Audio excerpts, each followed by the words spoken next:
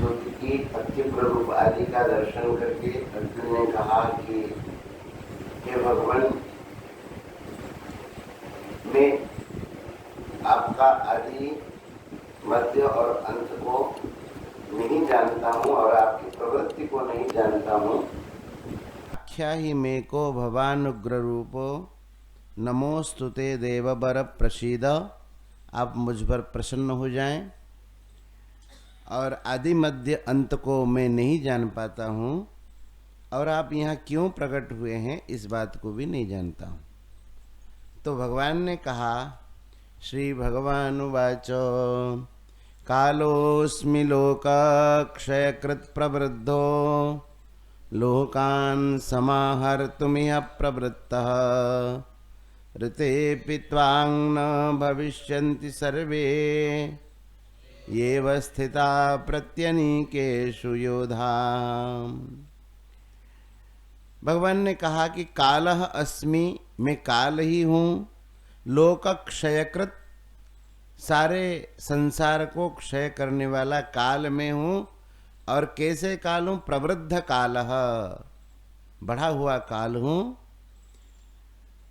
यहाँ क्यों प्रकट हुए हैं आप? लोकान समाहर्तुम यह प्रवृत्तः, ये सारे लोक को अपने में समेट लेने के लिए मैं यहाँ प्रवृत्त हुआ हूँ। अर्जुन, तुम जो कह रहे हो कि मेरे बिना युद्ध नहीं होगा, ऐसा नहीं।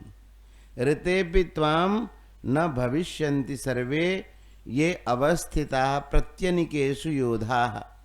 प्रत्यनिकेषु माने विपक्ष में, ये योधा अवस्थिता, विपक्ष में जितने भी योद्धा अवस्थित खड़े हुए हैं, त्वाम ऋते अपि, आप युद्ध न करने पर भी सर्वे न भविष्यन्ति, ये सर्व नहीं रहेंगे। अर्थात तुम्हारे बिना भी ये विनाश हो जाएंगे, क्योंकि विनाश तुम नहीं करते हो, मैं बढ़ा हुआ काल हूँ, मैं विनाश करता हूँ। इसलिए तुम तो क्या करो, भगवान की कृपा से तो सब हो रहा है, लेकिन करना क्या है मनुष्य को? तस्मात् त्वमुत्तिष्ठ यशो लभस्व जित्वा शत्रुन् भुङ्क्ष्व राज्यं समृद्धं मयैवैते निहताः पूर्वमेव निमित्तमात्रं भव सव्यसाचिन्। भगवान ने कहा कि ये तो सब पहले से ही मर चुके हैं, मैं बढ़ा हुआ काल हूँ, इनको समाप्त कर चुका हूँ। तुम क्या करो? तस्मात् त्वम उत्तिष्ठ, तुम उत्तिष्ठ, तुम अब युद्ध के लिए खड़े हो जाओ।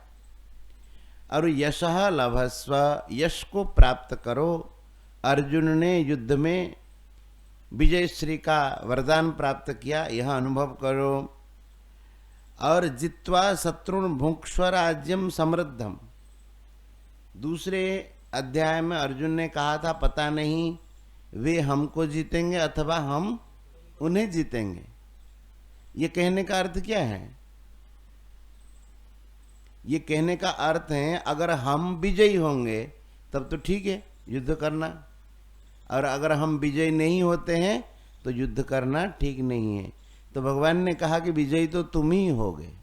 उसका उत्तर यहाँ दे दिया, जित्वा शत्रुन, शत्रुओं को जीतो, क्योंकि ये तो पहले मर चुके हैं। अच्छा, मर कब चुके हैं? जब द्रौपदी, कुरुसभा में द्रौपदी के केशों को पकड़ने का दुस्साहस किया दुशासन ने, दुर्योधन ने आज्ञा दी और शकुनी और कर्ण आदि उस सभा में उकसाते रहे और सब देखते रहे हैं, तो भगवान ने उसी समय संकल्प कर लिया था इनको अब रहने का अधिकार नहीं है। तो भगवान तो उसी समय इन्होंने मार दिया था सबको, अब खाली शरीर से जिंदे थे। तो भगवान कह रहे हैं कि शत्रुन जित्वा, शत्रुओं को जीत करके समृद्धम राज्यम भुङ्क्ष्व, ये जो समृद्ध राज्य है उसका तुम भोग करो। मया एव एते निहताः पूर्वमेव, माने मेरे द्वारा, मया एव एते सर्वे पूर्वमेव निहताः, पहले ही मारे जा चुके। ये कोई तुम्हारे मारने से नहीं मरेंगे। मया एव एते सर्वे पूर्वमेव निहताः। तुम क्या करो, निमित्त मात्रम भव सब्यसाची। देखो निमित्त मात्र का हम लोग क्या सोचते हैं,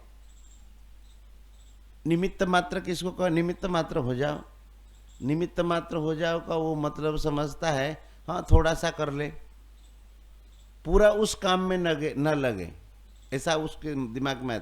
हम तो निमित्त मात्र हैं, कर तो आप ही रहे हैं और हम थोड़ा। लेकिन निमित्त मात्र का अर्थ ये नहीं है, निमित्त मात्र का अर्थ थोड़ा करना ऐसा नहीं है। ये सब्यसाची भगवान इनका विशेषण दे रहे हैं अर्जुन का। सब्यसाची का अर्थ होता है दोनों हाथों से जो बाण चला सके बराबर, इधर से भी इधर से भी और आगे भी पीछे भी, इधर भी उधर भी, बराबर दौड़ सके, बराबर भाग सके, बराबर बाण चला सके, वो सब्यसाची। तो सब्यसाची का कहने का भगवान का अर्थ है युद्ध में थोड़ा न लगो, संपूर्ण कर्तव्य जब पालन करते हैं थोड़ा का भाव नहीं होना चाहिए, उसमें संपूर्ण ताकत लगा करके उसमें लगो। लेकिन निमित्त मात्रम भव का अर्थ अपने में अहंकार न लाओ, किया कराया था भगवान के द्वारा है। अब हम क्या कर रहे हैं, अपने आप को भगवान ने इस कार्य के लिए निमित्त बनाया, कारण बनाया कि ठीक है तुम्हारे द्वारा होगा, तो इसीलिए हम निमित्त मात्र बने हैं। लेकिन निमित्त मात्र का अर्थ नहीं कि थोड़ा करे। अच्छा आप बताइए, निमित्त मात्र अगर सब लोग सोचेंगे अपने अपने कर्तव्य में तो रसोई बन पाएगी? रसोई बनाने वाले बोलेंगे हम निमित्त मात्र हो जाए, निमित्त मात्र हो जाए मतलब थोड़ा सा कर ले तो रसोई होगी? निमित्त मात्र का अर्थ तो पूरी ताकत लगा करके लगो, लेकिन अभिमान न करो कि मेरे न करने से ये नहीं होगा। समझ में आई बात? अब जैसे कोई झाड़ू लेके आया, हम थोड़ा निमित्त मात्र है, 2 बार झाड़ू लगा दिया चला गया, झाड़ू लग जाएगा पूरा? जब कर्तव्य दिया गया उस कर्तव्य को अच्छे प्रकार से निर्वहन करो, पालन करो। झाड़ू लगाने के दिया गया है, ठाकुर सेवा का दिया गया, जो भी कर्तव्य आया है उसको पूरा पालन करो, लेकिन अपने आप में अभिमान न रखो। यही निमित्त मात्र होना है। भगवान क्या कह रहे, द्रोणम च भीष्मं च जयद्रथं च कर्णं तथान्यानपि योधवीरान् मया हतांस्त्वं जहिमा व्यतिष्ठा युध्यस्वजेतासि रणे सपत्नान्। बोले जो बड़े बड़े महारथी विपक्ष में हैं, द्रोणम च भीष्मं च जयद्रथं च कर्णं तथा अन्यान अपि योधवीरान। नाम तो इनके गिना दिए, द्रोण है, भीष्म, जयद्रथ और कर्ण। इसके अलावा अन्यान अपि योधवीरान, अन्य भी जितने योद्धा है ये सब मेरे द्वारा मारे गए हैं। मया हतान। कोई पूछेगा जब मारे गए हैं, मारे हुए को क्या मारना है? मरे हुए को क्या मारना है भाई? आदमी जिंदे को मार देता है कि मरे हुए को भी मारता है? ग्वाल बाल जैसे कहता है कि मरे हुए अजगर में 2-4 लठ हमने भी दे दी, तो मरा हुआ है उसमें तो कोई दे देगा लठ। तो मरे हुए को मारने का अर्थ क्या है? वो ही भगवान कहते हैं मया हतास्त्वं जहि। मया हतान माने मेरे द्वारा ये जो मारे गए हैं उनको तुम मारो। अर्थात ये केवल शरीर से दिखाई देते हैं, लेकिन कर्मों से और भाव से ये गिर चुके हैं, अर्थात मर चुके हैं। तो तुम व्यथा न करो, तुम मार रहे हो ऐसा अभिमान न करो। मां व्यथिष्ठा युद्धस्व, व्यथा छोड़ करके तुम युद्ध के लिए तैयार हो जाओ और जेतासी रणे सपत्नान, रणे सपत्नान जेता असी, रणभूमि में शत्रुओं को तुम अवश्य जीतोगे, इसमें कोई संदेह की बात है नहीं। तुम पूरी ताकत से युद्ध करो। संजय कह रहे हैं, संजय उवाच एतत् श्रुत्वा वचनं केशवस्य, कृताञ्जलिर्वेपमानः किरीटी, नमस्कृत्वा भूय एवाह कृष्णं, सगद्गदं भीतभीतः प्रणम्य।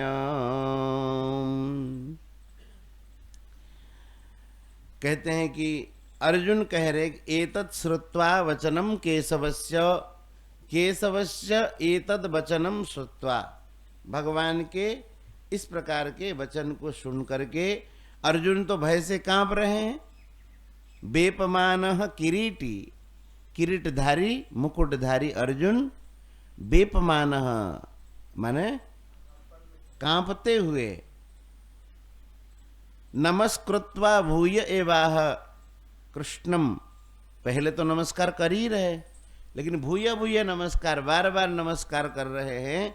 और भीतः भीतः सगदगदम प्रणम्य, गदगद वाणी से डरते हुए भयभीत होते हुए अर्जुन प्रणाम कर रहे हैं। अर्जुन क्या कह रहे हैं प्रणाम करते हुए? अर्जुन उवाच स्थाने ऋषिकेश तव प्रकीर्त्या, जगत् प्रहृष्यत्यनुरज्यते च, रक्षांसि भीतानि दिशो द्रवन्ति, सर्वे नमस्यन्ति च सिद्धसंघा। बोले कि हे ऋषिकेश, तव प्रकृत्या जगत प्रहृष्यति च अनुरज्यते, आपके गुण कीर्ति आदि का गान करने से जगत बड़ा ही आनंदित हो रहा है और अनुराग को प्राप्त हो रहा है, अनुराग में डूब रहा है जगत, आपकी गुण नाम गुण लीला कीर्तन आदि से। और ये सब स्थाने, स्थाने मतलब ऐसा होना ही चाहिए, ये यथार्थ भी है। जगत जो प्रसन्नता को प्राप्त होता है वो आपके गुण कीर्तन से होता है, ये यथार्थ बात है, कोई बनावटी बात नहीं है। और रक्षांश भीतानि दिशो द्रवंती, राक्षस और राक्षस जाति के जितने हैं बोले भयभीत हो करके दिशा द्रवंती, 10 दिशाओं में दौड़ते भागते। कहते गीता जी का इस श्लोक, गीता जी के इस श्लोक को जो सिद्ध कर लेता है वो राक्षसों को और भूत प्रेत आदियों को भगा देता है, ऐसा कहते। रक्षांश भीतानि दिशो द्रवंती और सर्वे नमस्यन्ति च सिद्ध संगाः, सर्वे सिद्ध संगाः नमस्यन्ति, जितने सिद्धों के समुदाय हैं वे नमस्कार करते हैं। ये सब उचित भी है, यथार्थ है। स्थाने माने, स्थाने का अर्थ क्या है? स्थाने माने यथार्थ, ये असलियत है, ऐसा होना ही चाहिए।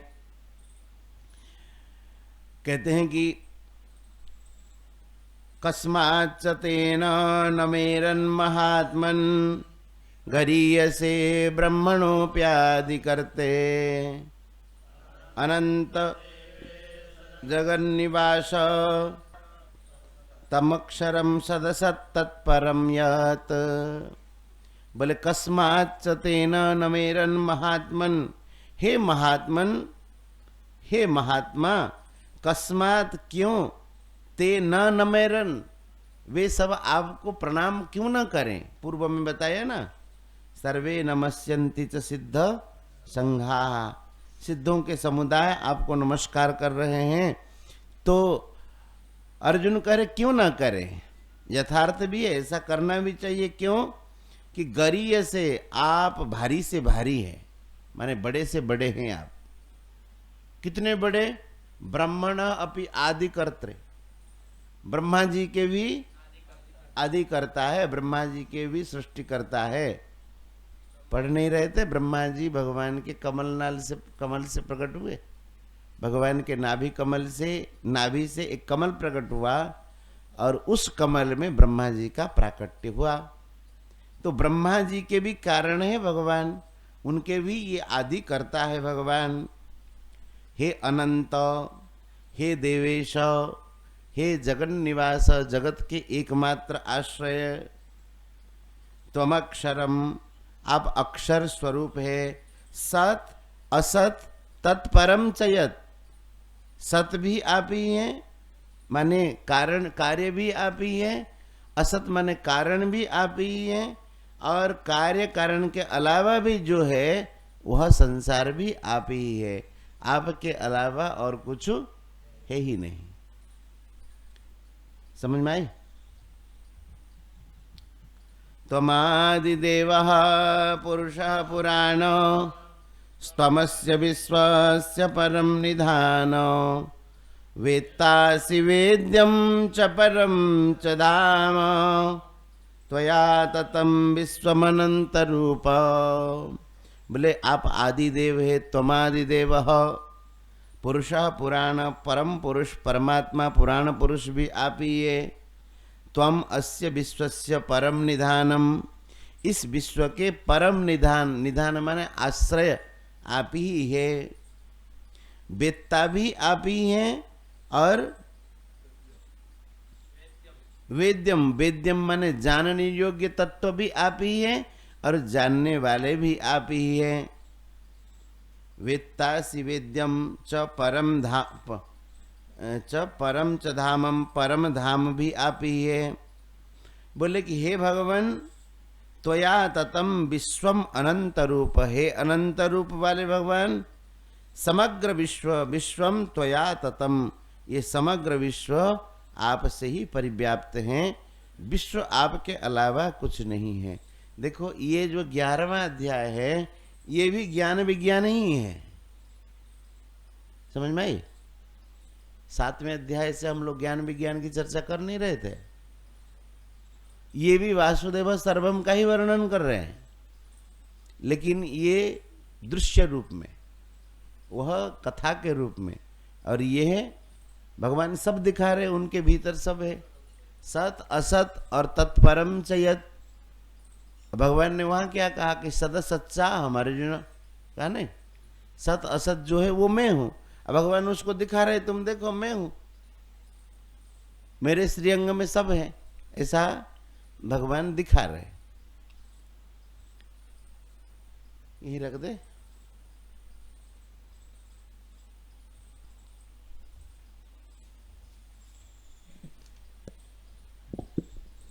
गोविंद जय जय गोपाल जय जय, गोविंद जय जय गोपाल जय जय, राधा रमण हरि गोविंद जय जय, राधा रमण हरि गोविंद जय जय, गोविंद जय जय गोपाल जय जय, गोविंद जय जय गोपाल जय जय, गोविंद जय जय गोपाल जय जय, गोविंद जय जय गोपाल जय जय, राधा रमण हरि गोविंद जय जय, राधा रमण हरि गोविंद जय जय, श्री राधा रमण हरि गोविंद जय जय, राधा